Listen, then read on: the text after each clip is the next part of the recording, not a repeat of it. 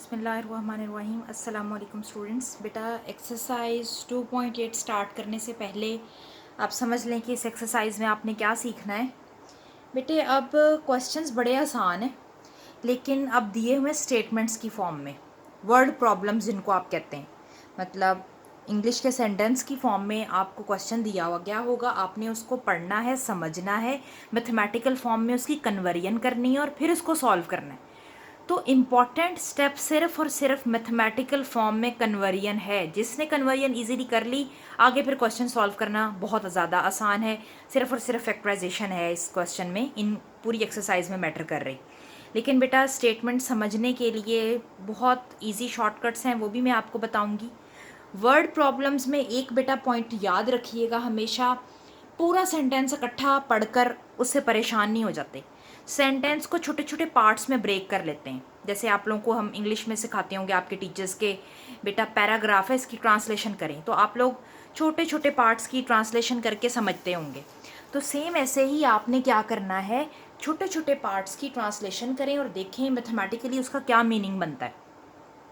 फिर आप इजीली उसके काम को समझ सकते हैं कि वो आपसे क्या पूछ रहा है। अब जैसे अगर आप लोग क्वेश्चन नंबर 1 देखें एक्सरसाइज 2.8 का, वो कह रहा है the product of two positive consecutive numbers is 182, find the numbers. अच्छा, जब ऐसी स्टेटमेंट बच्चों के सामने पढ़ें तो बच्चे कहते हैं सर पर से गुजर गई, नहीं समझ आया। अभी कोई परेशानी की बात ही नहीं है कि अगर अभी समझ नहीं आया। सबसे पहले आप मीनिंग समझें, कंसेक्टिव नंबर्स क्या होते हैं, उसके बाद सवाल पे आते हैं। कंसेक्टिव नंबर्स ऐसे दो नंबर्स को कहते हैं, मतलब एक के बाद आने वाला दूसरा नंबर।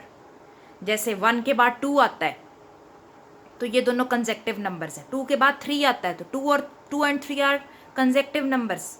11 के बाद 12 आता है, 11 एंड 12 आर कंसेक्टिव नंबर्स। समझ आ रहा है बेटा? ठीक है। जैसे 99 के बाद 100 आता है। लेकिन बेटा आप ये देख लें कि हर कंसेक्टिव नंबर, मतलब एक के बाद आने वाले दूसरे नंबर में एक एक नंबर ऐड होता जाता है तो अगला नंबर बनता है। ऐसा ही है। इसकी एग्जांपल देखें, जैसे 5 है, 5 में आप 1 ऐड करेंगे तो अगला नंबर 6 बनेगा।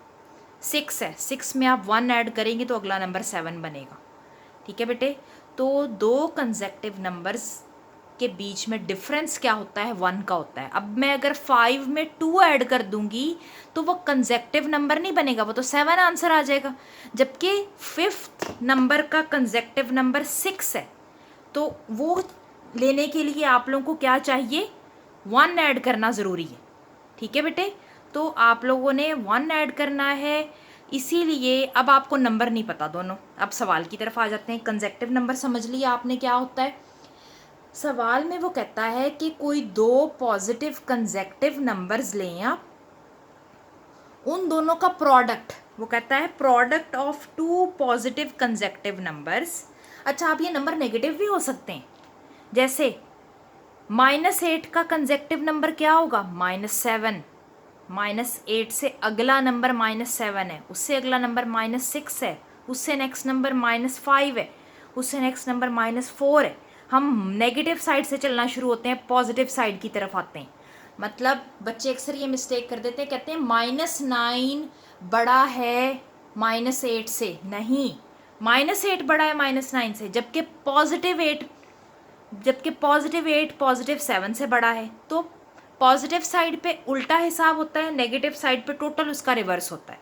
ठीक है बेटे?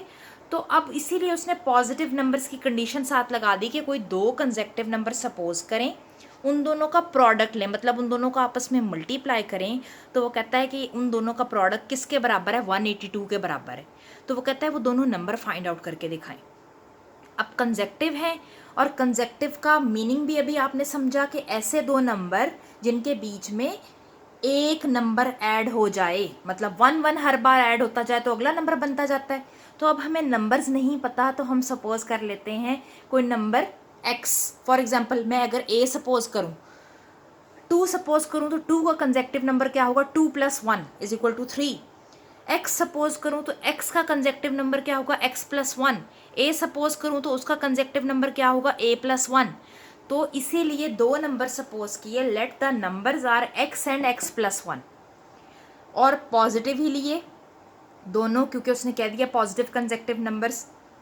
Then according to given condition, अब आ गई सवाल की कंडीशन जो उसने आपको दी है।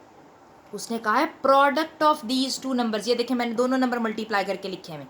पहला नंबर x, दूसरा नंबर x+1, दोनों मल्टीप्लाई करके लिखे हुए हैं और ये इक्वल टू किसके हैं, 182 के। यही चीज़, अब ये वो स्टेप था जो मैंने आपसे लेक्चर के स्टार्ट में कहा है, बहुत इंपॉर्टेंट है, conversion of sentence into mathematical form. जिसको ये आ गई उसके लिए सवाल हल करना बड़ा आसान। ठीक है बेटे, तो यही उसने आपसे कहा है product of two consecutive numbers is 182। तो हमने दोनों नंबर्स को मल्टीप्लाई करके 182 के इक्वल लिख दिया। अब हम x मल्टीप्लाई करते हैं और 182 इक्वालिटी के इस तरफ ले आते हैं तो एक क्वाड्रेटिक इक्वेशन बन जाती है। अब इस क्वाड्रेटिक इक्वेशन की करनी है फैक्टराइजेशन। 14 माइनस 13x में इसको ब्रेक किया, वहाँ से x कॉमन लिया, यहाँ से -13 कॉमन लिया, तो दो फैक्टर्स आ गए, एक x+14 और एक x-13। दोनों को 0 के इक्वल लिखें तो बेटा x इज इक्वल टू -14 और x इज इक्वल टू 13, मतलब x के दो आंसर्स आ गए, एक 13 और एक -14। आपका आंसर रिक्वायर्ड यहाँ पे एक है, दोनों नहीं है। क्यों एक है? एक आपका पॉजिटिव आंसर आया, एक आपका नेगेटिव आंसर आया, जबकि सवाल में उसने आपसे कह दिया है पॉजिटिव कंसेक्टिव नंबर। तो आप सिर्फ पॉजिटिव नंबर उठाएंगे, नेगेटिव वाले को आप क्या कहेंगे कि हमें ये नहीं चाहिए। तो इसीलिए मैंने आगे लिख दिया है as given that required numbers are positive so we take x is equal to 13। इसीलिए हम सिर्फ x इज इक्वल टू 13 को पिक करेंगे, x इज इक्वल टू -14 को इग्नोर कर देंगे, ये हमारा रिक्वायर्ड नंबर नहीं है। बेटा एक और चीज़ बता दूँ, अक्सर बच्चे यहाँ तक सवाल छोड़ आते हैं, कहते हैं लें जी हमने दो नंबर फाइंड आउट करके दिखा दिए, दो आ तो गए। बेटा ये दो नंबर आपके रिक्वायर्ड नंबर नहीं है, आपके तो दो नंबर ऐसे आने चाहिए जो 13 से अगला नंबर 14 भी पढ़ा हो, या -14 से अगला नंबर -13 पढ़ा हो। लेकिन नेगेटिव तो उसने साथ शर्त भी लगा दी कि नेगेटिव नहीं होना चाहिए। तो ये आपका एंडिंग स्टेप नहीं है, लास्ट स्टेप नहीं है। अब आपने क्या किया, पॉजिटिव नंबर पिक किया। अब हम इस पॉजिटिव नंबर में 1 ऐड करके देखते हैं और फिर चेक करते हैं क्या नेक्स्ट नंबर आता है। देखें मैंने इक्वालिटी के दोनों तरफ 1 ऐड किया, इधर x+1 और इधर 13 में 1 ऐड होके 14 आ गया।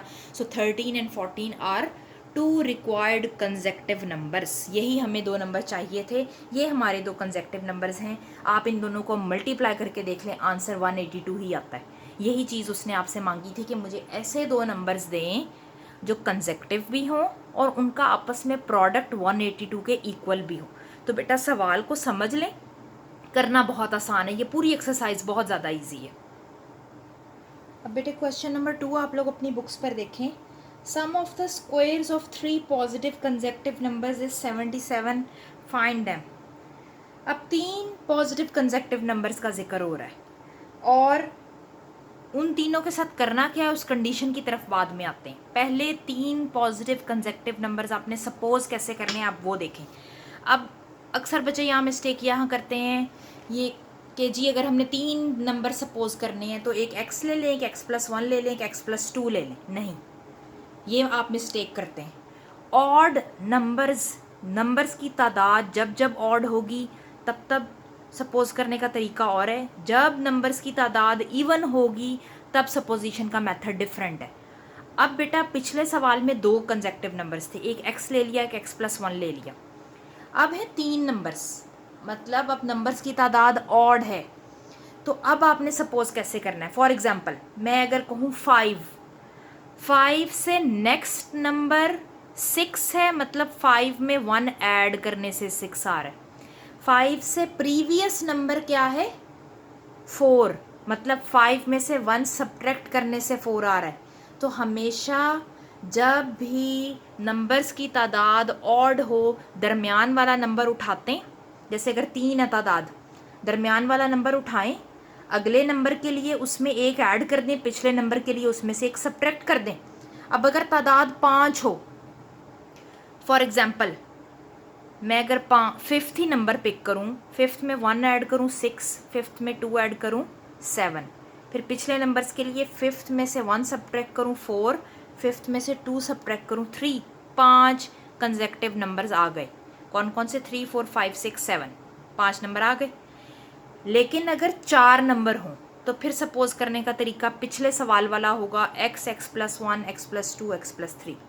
ठीक है बेटा, समझ आ रहा है? इसीलिए अब देखें मैंने नंबर्स कैसे सपोज किए। मिडल नंबर लिया x, नेक्स्ट नंबर में 1 ऐड कर दिया, प्रीवियस नंबर में से 1 सब्ट्रैक्ट कर दिया। So the numbers are x-1 x and x+1। अब सवाल की कंडीशन क्या है कि sum of the squares of 3 positive consecutive numbers, यही असल चीज़ है जो अब आपकी इक्वेशन बनाने लगी है कि 3 नंबर्स का सम करना है, मतलब तीनों नंबर्स को ऐड करना है। पिछले सवाल में मल्टीप्लाई किए थे 2 नंबर, अब इस सवाल में 3 नंबर ऐड करने हैं, लेकिन ऐड कब करने हैं? जब पहले आपने उन तीनों का अलग अलग स्क्वायर ले लेना, उन तीनों नंबरों का, उन तीनों नंबर्स का स्क्वायर लें, फिर उसके बाद उन तीनों को ऐड करें। ये देखें, पहला नंबर लिखा, उसका स्क्वायर लिया, एडिशन का साइन, फिर दूसरा नंबर लिखा, उसका स्क्वायर लिया, फिर एडिशन का साइन, फिर थर्ड नंबर लिखा और उसका स्क्वायर। वो कहता है इन तीनों के स्क्वायर्स का सम किसके बराबर है? 77 के बराबर है। तो यहाँ से एक इक्वेशन आ गई, ये बन गई। तो आगे सवाल हल करना आप लोगों के लिए बड़ा ही आसान है। अब आपने क्या करना है, स्क्वायर के फॉर्मूले ओपन कर दिए, 2x से कैंसिल हो गया, तीनों x स्क्वायर ऐड होके 3x स्क्वायर आ गया, 1 में ऐड होके 2 आ गया, वो 2 इधर आके जब 77 से सब्ट्रैक्ट हुआ 75 आंसर आ गया। फिर आपने नेक्स्ट स्टेप में क्या करना है, 3 से डिवाइड कर देना, तो बेटा आपका after taking square root +-5 answer आ गया। फिर से x के 2 आंसर्स आ गए, लेकिन पिक कौन सा करना है जो आपको चाहिए। अब चाहिए आपको फिर से पॉजिटिव नंबर। फिर से सवाल की कंडीशन देख लें, उसने पॉजिटिव कंसेक्टिव नंबर लिखा है, तो आपने क्या कहना है, रिक्वायर्ड नंबर इज +5। -5 को आप इग्नोर करेंगे। अब इस x = 5 में एक दफ़ा 1 ऐड करके देखें, एक दफ़ा 1 सब्ट्रैक्ट करके देखें, अगला नंबर आता है और पिछला नंबर आता है, बिल्कुल आता है। देखें, सब्ट्रैक्ट करने से पिछला नंबर आ गया, ऐड करने से नेक्स्ट नंबर आ गया। So required numbers are 4, 5 and 6।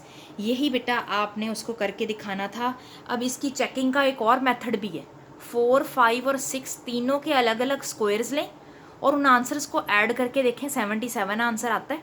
अगर तो 77 आंसर आता है, इट मीन्स सवाल भी बिल्कुल ठीक है और आप लोगों ने किया भी बिल्कुल ठीक है। ये चेकिंग के मेथड्स हैं जो मैं आपको बता रही हूँ। ठीक है बेटा, तो वो चेकिंग सवाल के अंदर करनी ज़रूरी नहीं है, सवाल में आपने सिर्फ तीनों रिक्वायर्ड नंबर्स उसको लिखकर बता देने हैं। अब बेटे क्वेश्चन नंबर 3 देखें आप लोग अपनी बुक्स पर। वो कहता है the sum of 5 times a number and the square of the number is 204।